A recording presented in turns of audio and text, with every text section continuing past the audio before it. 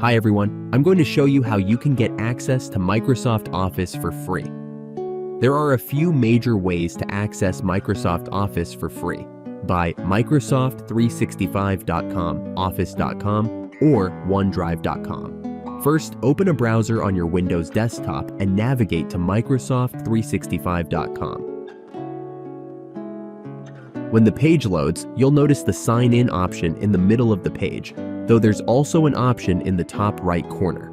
Interesting enough, when you navigate to Office.com, it looks exactly the same. Regardless, this is where you can access Office 365 online. If you already have a Microsoft account, such as Outlook or Hotmail, use that to log in. If not, simply click Sign Up for a free version of Microsoft 365 at the bottom to set up a new Microsoft account for free.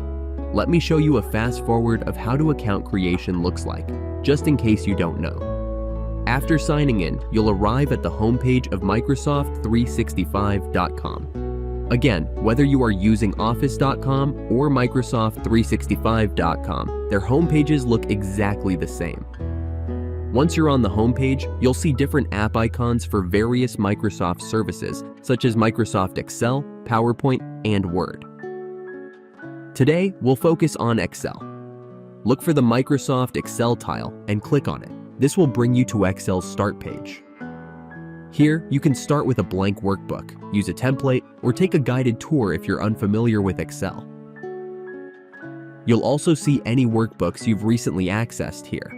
To start a fresh workbook, click Create New Blank Workbook. In this new blank workbook, you'll find the same familiar tools and features as the desktop version of Excel. You can enter data, create pivot tables, use functions, and much more.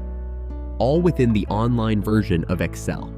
If you've already created or saved an Excel file on your PC, you can upload it to OneDrive by selecting Upload a Workbook, which will allow you to continue working on it in the web-based version of Excel for free.